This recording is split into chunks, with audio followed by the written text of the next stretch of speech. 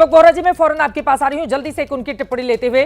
शशांक जी, लेकिन जब हिंदुस्तान की टीम अलग अलग देशों में जाती है भारत का प्रतिनिधित्व करते हुए पाकिस्तान को एक्सपोज करने के लिए, तो देश के भीतर उसको लेकर भी सियासत खड़ी हो जाती है। ये कहा जाता है कि पहलगाम हमले के आतंकवादी भी खुलेआम घूम रहे हैं और अब हमारे सांसद भी घूमने के लिए जा रहे हैं। इस तरह की टिप्पणी भी कुछ राजनीतिक दलों की ओर से सामने आई है। अब मेरा सीधा सा सवाल है कि ये जो टीमें पहुंच रही हैं अलग अलग हिस्सों में दुनिया भर के, उनके जरिए हिंदुस्तान क्या हासिल करेगा पाकिस्तान के संदर्भ में? आप सबको मेरा बहुत बहुत नमस्ते। दो मेरे कोलीग्स हैं, बहुत वैल्यूएबल कोलीग्स हैं, तो बहुत अच्छा वो बोल रहे हैं। मैं खाली ये कहना चाहूंगा कि देखिए, हम भी अपने को डेमोक्रेसी कहते हैं, पाकिस्तान भी अपने को डेमोक्रेसी कहता है। हम कहते हैं बेहतर डेमोक्रेसी है, वो थोड़े कमजोर डेमोक्रेसी है क्योंकि मिलिट्री ज्यादा पार्टिसिपेट करती रहती है। लेकिन चीज ये है कि हमारे यहाँ चूंकि सब लोगों को स्वतंत्रता है अपने विचार प्रकट करने की, तो इसलिए कोशिश हम करते हैं कि जितने भी भारत के नागरिक और खास करके लीडर्स जो अच्छी तरह से समझा सकते हैं, समझते हैं विदेश नीति को, विदेशी मामलों को, तो अगर वो सब जोड़कर बाहर जा सकें तो वो जाए। बाकी दूसरी तरफ यह है कि भाई जो हमारे अपोजिशन पार्टीज हैं, तो उनका रोल बनता है कि जो पब्लिक अपनी फीलिंग्स आर्टिकुलेट नहीं कर पा रही है, वो उनकी फीलिंग्स को आर्टिकुलेट करें या अपनी फीलिंग्स को आर्टिकुलेट करें। और हर पॉलिटिकल पार्टी में अंदरूनी तो तनाव रहता ही है, तो उसमें कोई दिक्कत की बात नहीं है। दूसरी तरफ पाकिस्तान में भी जो हमने देखा है अभी, तो यही हाल है कि पाकिस्तान ने एक तरफ जिम्मेदारी से रोल निभाने की कोशिश करी कि भाई न्यूक्लियर इस्तेमाल नहीं किया, दूसरी तरफ गैर जिम्मेदारान हरकत करते रहते हैं कि आतंकवाद बढ़ाते हैं, साथ ही साथ आतंकवादियों को हम हमला करते हैं तो वो अपने जो है ड्रोन्स भेजना शुरू कर देते हैं, मिसाइल भेजना शुरू कर देते हैं, इवन न्यूक्लियर केपेबल मिसाइल भी भेज देते हैं। तो इस प्रकार से वो कहते हैं कि, और दूसरा वो बोलते ऐसा है कि हालांकि मैं सोचता हूँ कि आर्मी पाकिस्तान की पूरे तरीके से अभी इस्लामाइज नहीं हुई है, क्योंकि आर्मी चीफ जरूर इस्लामाइज हो चुके हैं और वो मदरसा से निकले हुए हैं, लेकिन उनका ये कहना बार बार कि हिंदू और मुस्लिम साथ साथ ही रह सकते हैं, मैं समझता हूँ कि ये बिल्कुल जो इस्लामिक फंडामेंटलिज्म है उसके उसूलों के बिल्कुल खिलाफ है। ये जिन्ना साहब की पॉलिसी रही है, तो वो मैं समझ में नहीं आ रहा है कि एक तरफ मुनीर साहब हैं इस्लामिक और इस्लामिक कट्टरवादी क्या वो करते हैं समर्थन, दूसरे जिन्ना साहब की पॉलिसी फॉलो करते हैं कि हिंदू और मुस्लिम साथ में रह सकते हैं। Which is the Aligarh school, हम जो है दोनों तरफ रहेंगे, यहाँ भी रहेंगे भारत में और पाकिस्तान में भी रहेंगे, और हम अपना जो है दबदबा हर जगह बनाकर रखेंगे। तो मेरा कहना यही है कि जो हमारे डेलीगेशन बाहर गए हैं बहुत महत्वपूर्ण रोल प्ले करेंगे, सब देशों को समझाएंगे कि क्या परेशानियां हैं, क्या कॉम्प्लिकेशंस है भारत और पाकिस्तान के रिश्तों की।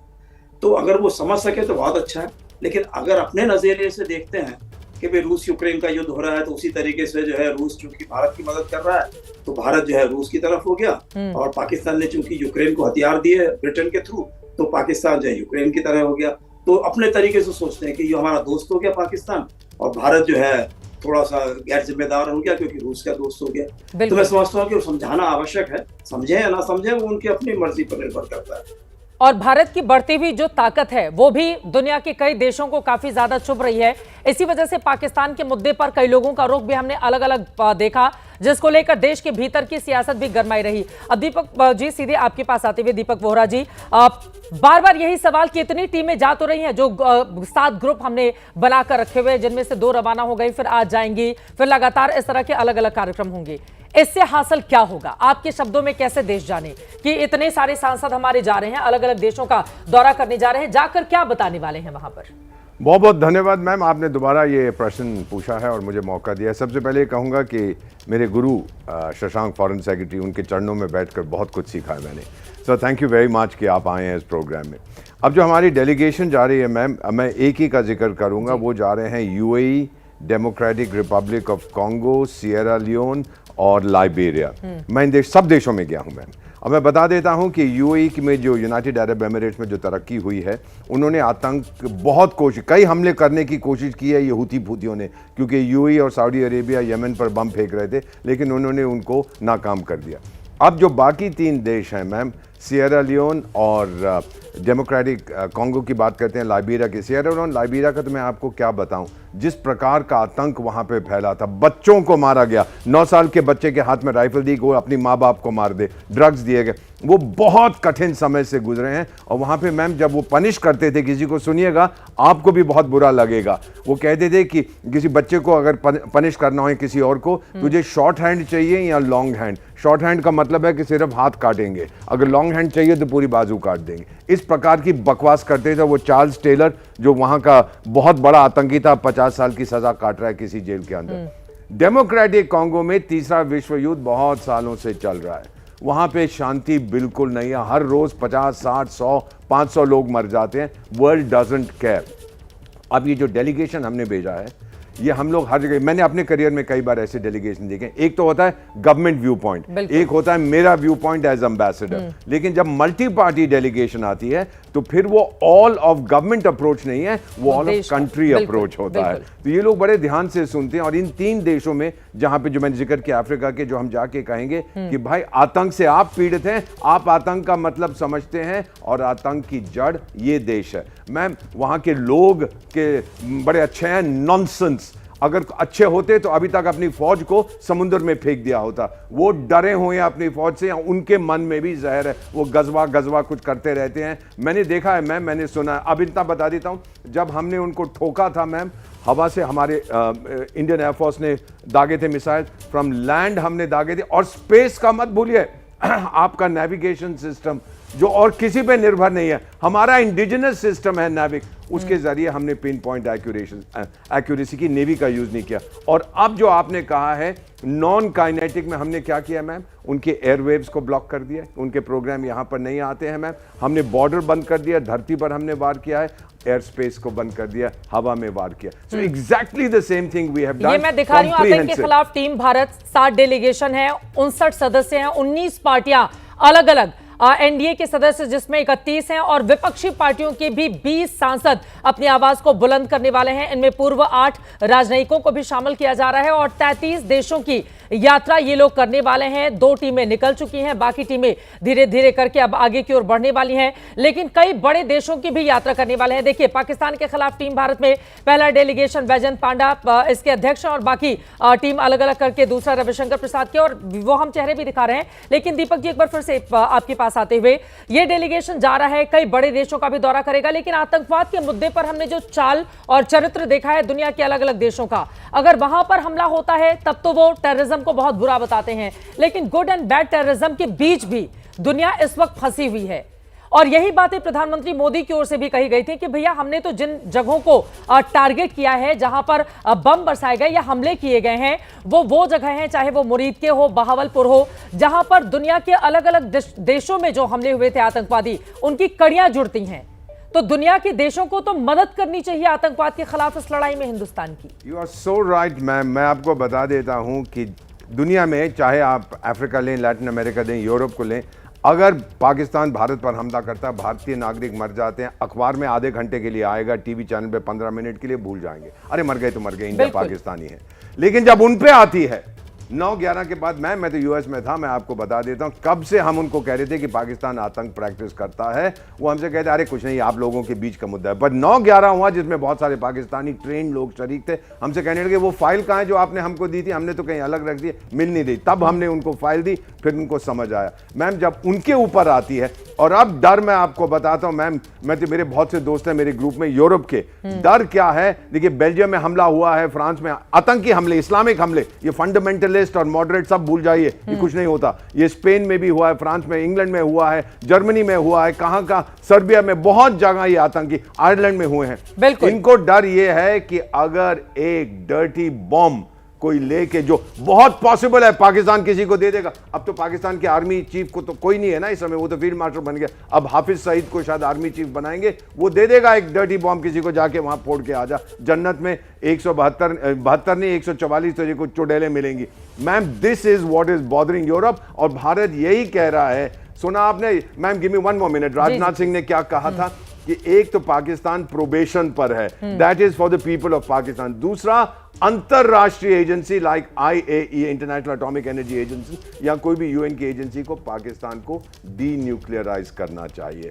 यह संदेश इन सब देशों के लिए था जो कहते अरे नहीं आतंक तो आपकी समस्या, अरे 30 साल से तो हम यूएन में बात कर रहे हैं, कॉम्प्रिहेंसिव कन्वेंशन की, कुछ नहीं हुआ। ये उनको संदेश था कि आप अपने आप को सुरक्षित मत समझिए, ये ठोकेंगे आपको भी, और अगर कोई चट्टान खड़ी है आपकी सुरक्षा के लिए, वो भारत है। मैम बिल्कुल, और दुनिया भर में जहां कहीं भी आतंकवादी हमले होते हैं हैं, कहीं ना कहीं उसकी कड़ियां पाकिस्तान से जुड़ती हुई जरूर नजर आती हैं। उसके बावजूद पाकिस्तान को लेकर आतंकवाद के मसले पर दुनिया आखिर एकजुट होकर एक संदेश क्यों नहीं देती कि उस धरती का इस्तेमाल आतंकवाद के खिलाफ अगर होगा तो उसको न पैसे मिलेंगे उधारी के, जिसको लेकर कटोरा हमेशा वो घूमता रहता है, और फिर एक्शन भी लिया जाएगा। शशांक जी, आपसे ही सवाल करते हुए विवेक काजू साहब, उसके बाद मैं फौरन आपके पास आऊंगी। प्रधानमंत्री ने जब राष्ट्र के नाम संदेश दिया था पहलगाम हमले के बाद, जब वो सामने आए थे, और उनका जो बड़ा संदेश था, जो हिंदुस्तान की ओर से एक्शन लिया गया, उनकी ओर से कहा गया आतंकी और सैन्य ठिकानों पर कार्रवाई सिर्फ स्थगित हुई है, भारत किसी भी परमाणु धमकी को कतई नहीं बर्दाश्त करेगा। पाकिस्तान से बात अगर होगी तो आतंक और पीओके के मुद्दे पर होगी। ऑपरेशन सिंदूर ने आतंक के खिलाफ नई लकीर खींची है। आतंक के अड्डों को हमने खंडहर बना दिया, पाकिस्तान के सीने पर वार किया। पाकिस्तान दुनिया में तनाव कम करने की गुहार लगा रहा था। आतंक और बातचीत, आतंक और व्यापार साथ नहीं चल सकते, पानी और खून एक साथ नहीं बह सकता। ये युग युद्ध का नहीं है, लेकिन ये युग आतंकवाद का भी नहीं है। प्रधानमंत्री ने सीधा संदेश दिया राष्ट्र के नाम, और दुनिया भर के मुल्कों में भी उनकी बात पहुंचे। लेकिन जब भी आतंकवाद के मुद्दे पर पाकिस्तान को सबक सिखाने की बारी आती है तो हम देखते हैं दुनिया का भी चरित्र बदला बदला सा नजर आता है, चीन और अमेरिका का भी। उसकी वजह क्या समझते हैं आप?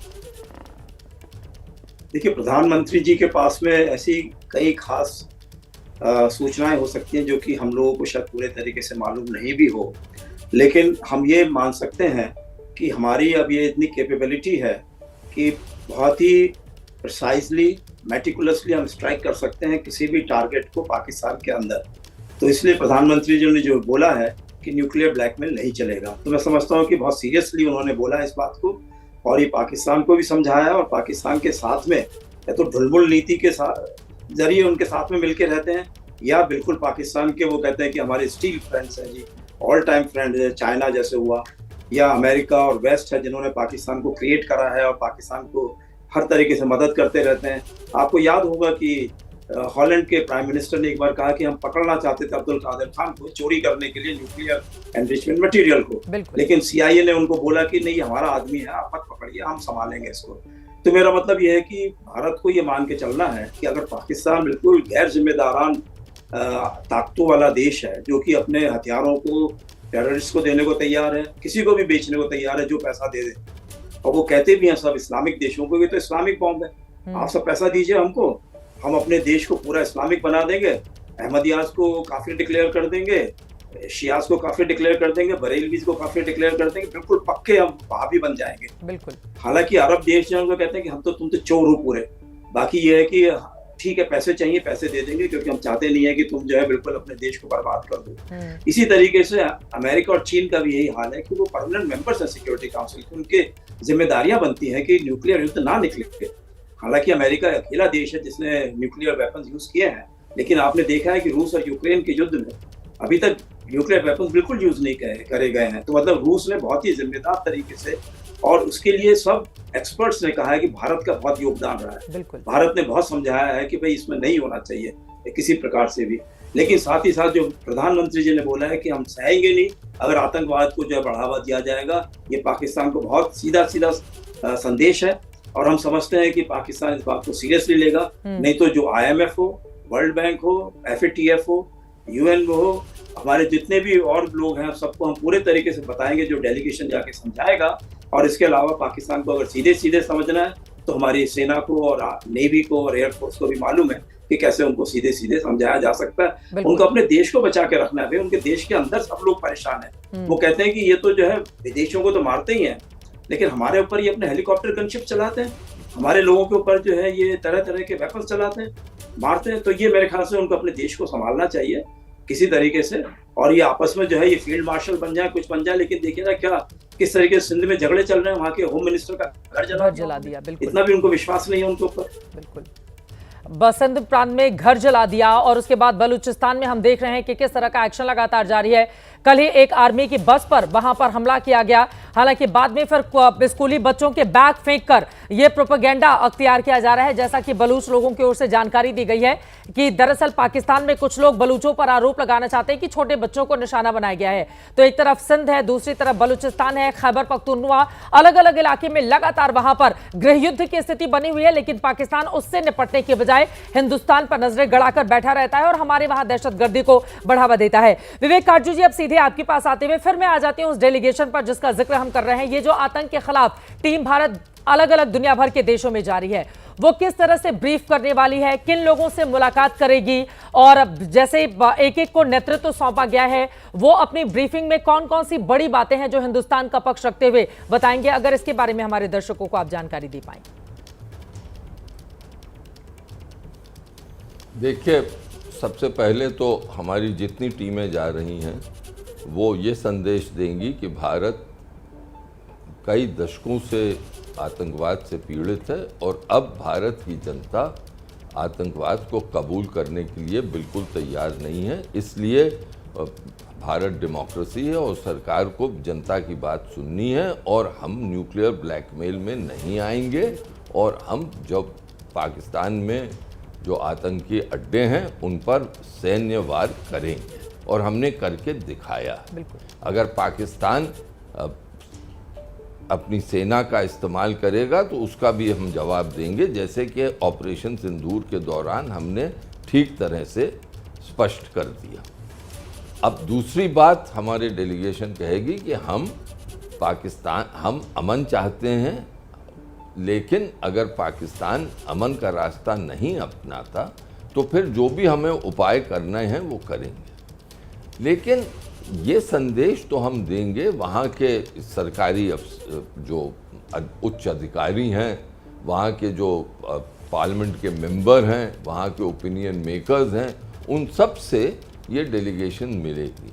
लेकिन वास्तविकता से दूर नहीं हटना चाहिए। दो वरिष्ठ मेरे साथी यहाँ मौजूद हैं, शशांक जी तो विदेश सचिव रह चुके हैं, वो ये जानते हैं कि दुनिया इस वक्त आतंकवाद को ज़्यादा प्रायोरिटी नहीं दे रही। ये वास्तविकता है, इसको स्वीकार करना है हमें। दुनिया इस वक्त ट्रंप साहब ने जो भी हलचल मचा दी है अंतर्राष्ट्रीय परिप्रेक्ष्य में, उसको देख रही। दुनिया इस वक्त ट्रेड और टैरिफ को देख रही है। दुनिया चीन और अमेरिका में जो एक कांटा फंस गए हैं उसको देख रही है। दुनिया यूरोप में जो कि परिवर्तन आ रहा है उसको देख रही है। और दुनिया आखिरकार चाहती है कि पाकिस्तान का आतंकवाद खत्म हो, लेकिन उससे ज़्यादा दुनिया की नज़र जो है वो है कि भारत और पाकिस्तान के बीच में परमाणु युद्ध नहीं हो। ये वास्तविकताएं हैं। इससे अगर हम दूर हट गए तो फिर हम गलती करेंगे। और आखिरी चीज़ मैं आपसे कहूँ, इस सब समावेश में, इस सब कॉन्टेक्स्ट में मैं इस नतीजे पे पहुंचता हूं कि आतंकवाद की लड़ाई भारत को खुद लड़नी पड़ती है। बिल्कुल ठीक कहा था दीपक जी ने कि पश्चिम के जो देश थे वो जब तक 9/11 नहीं हुआ वो आतंकवाद को नज़रअंदाज करते थे। मैं खुद उस ज़माने में जॉइंट सेक्रेटरी पाकिस्तान के काम कर रहा था और बात जब करता था पाकिस्तान के आतंकवाद के बारे में तो पश्चिम के जो समकक्ष मेरे होते थे वो उस पर बिल्कुल नज़रअंदाज कर देते थे और बिल्कुल रवैया 9/11 के बाद बदल गया उन्हीं का। तो इससे ये जाहिर है कि जब बड़े देश महाशक्तियां जो हैं उनके लिए जो प्रायोरिटी होती है वो उसके हिसाब से चलते हैं। इस बीच में हमें उनको बताना है कि देखिए टेररिज्म जो है, आतंकवाद जो है वो बहुत बड़ी प्रायोरिटी है हमारे लिए और हमें जो करना है वो हम करेंगे, न्यूक्लियर ब्लैकमेल में नहीं आएंगे। इसलिए जो अंतिम उद्देश्य हमारी राजनय का है वो ये है कि वो देश पाकिस्तान पर प्रेशर डालें कि वो आतंकवाद का रास्ता छोड़े। लेकिन मुझे नहीं दिखता कि पाकिस्तान आतंकवाद का रास्ता छोड़ेगा। तो इसीलिए मैंने बिगिनिंग में आपसे कहा था कि ये लड़ाई लंबी होगी, हमें ये लड़ाई लंबी लड़ने के लिए तैयारी पूरी करनी चाहिए और मुझे विश्वास है कि सरकार कर रही है। इसमें कोई जादू की डंडी नहीं है कि हम फेर दें और पाकिस्तान बदल जाएगा। पाकिस्तान की बुनियादी भारत के खिलाफ है। भारत को वो परमानेंट एनिमी मानता है कि ये कुछ भी हो जाए भारत उसका दुश्मन देश रहेगा। और दुश्मन के खिलाफ दीपक जी ने कहा पठान जो है वो बदला लेता है। मैं जो हूं मेरा विश्वास बदले में नहीं है, न्याय में है। दीपक जी की भावना का मैं कदर करता हूं। मैं भी अफगानिस्तान में राजदूत रह चुका हूं। पश्तूनों से मैंने भी डील किया है। मैं जानता हूं पश्तून वली में बदल की भावना है, बदले को वो बदल कहते हैं लेकिन हमारे वहां नहीं है। हमारी संस्कृति में, हमारे धर्म में न्याय की पुकार है। महाभारत का युद्ध क्यों लड़ा गया था? न्याय के लिए लड़ा गया था, बदले के लिए नहीं लड़ा गया था।